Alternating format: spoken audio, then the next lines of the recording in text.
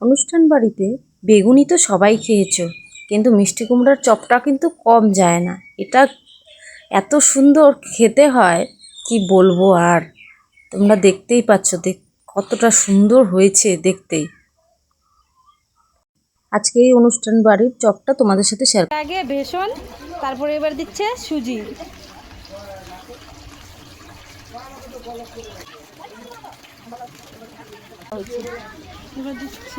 এবার দিচ্ছে কালো জিরে।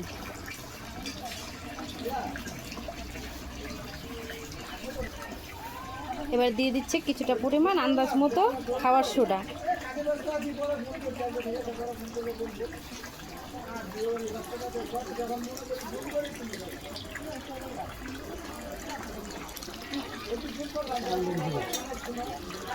এবার দিয়ে দিচ্ছে চালের গুঁড়ো। জাইম্বুর হাতের এই চপ অসাধারণ হয় খেতে। একবার যদি খেয়ে দেখো আবার বারবার খেতে চাইবা। জাইম্বুর ডিমান্ড তখন একদম হাই। এবার দিয়ে দিচ্ছে হলুদ গুঁড়ো। অনেকগুলো চপ হবে কিন্তু ওই আন্দাজ মতো ওই জাইম্বুর জিনিসগুলো দিয়ে দিচ্ছে পরিমাণ মতো। 500 লোকের খাওয়া দাওয়া হবে আজকে বিয়ে বাড়িতে। সে আন্দাজ মতো ধনে গুঁড়ো। এবার দিচ্ছে পরিমাণ মতো জিরের গুঁড়ো। এবার দিয়ে দিচ্ছে লঙ্কার গুঁড়ো।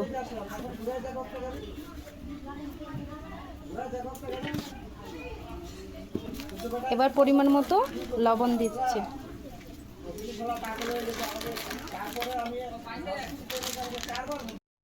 ময়াম করার জন্য পরিমাণ মতো তেল দিয়ে দিচ্ছে।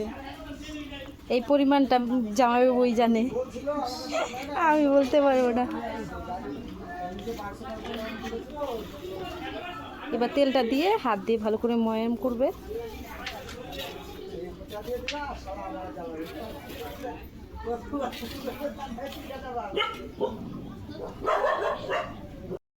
এবার খুব ভালো করে ময়াম করে নিয়ে হালকা গরম করে জল দিয়ে দিচ্ছে। জলটা কিন্তু খুব বেশি গরম করতে হবে না, হাত দেওয়া যাবে এরকম গরমই দিতে হবে, মানে উষ্ণ উষ্ণ গরম দিলেই হবে। আর দেখতেই পাচ্ছ বাটারটাকে কিভাবে ফেটাচ্ছে।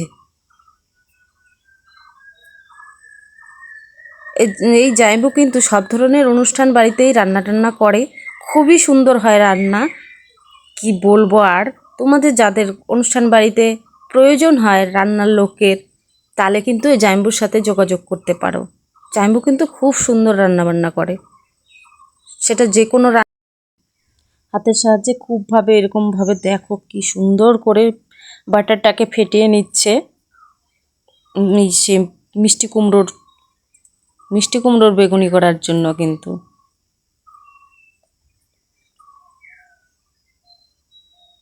এবার কিন্তু দেখো ব্যাটারটা কিন্তু একদম কমপ্লিট। এটা 1 ঘন্টার জন্য রেস্টে রেখে দেওয়া হলো।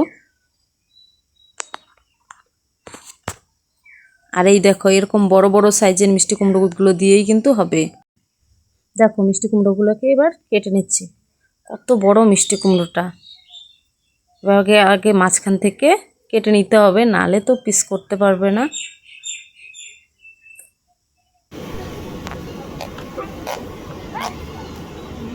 দেখো শুধু কিভাবে কাটছে, দেখে নাও। ঠিক এইভাবেই কিন্তু কেটে নিতে হবে।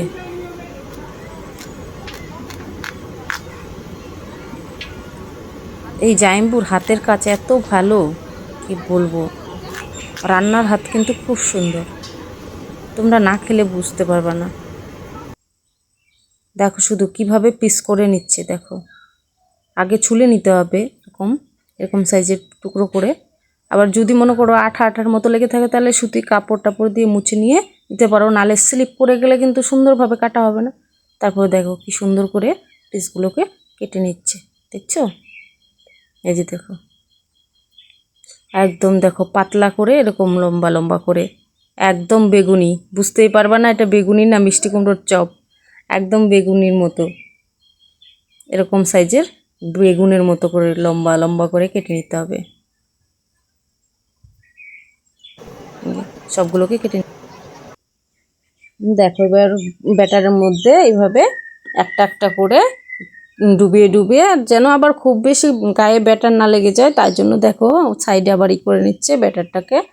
তারপরে কিন্তু এক এক করে তেলের মধ্যে ছেড়ে ছেড়ে ভেজে নিচ্ছে। অসাধারণ হয় এটা, বেগুনির থেকেও খুব সুস্বাদু হয় খেতে। তোমরাও কিন্তু বেগুনির বদলে কিন্তু এই মিষ্টি কুমড়োর চপ করতে পারো, খরচাও কিন্তু কম হয়ে যাবে। দুটো মিষ্টি কুমড়াতে কিন্তু অনেক অনেক চপ হয়ে যাবে। আর দেখতেই পাচ্ছ কতটা সুন্দর হয়েছে। আর তোমাদের যদি এই ভিডিওটা ভালো লাগে তবে একটু লাইক কমেন্ট শেয়ার করে দিও, তোমাদের কাছে এইটুকুই আবদার। আর জাইম্বুকে দরকার হলে আমার কমেন্টে অবশ্যই বলো।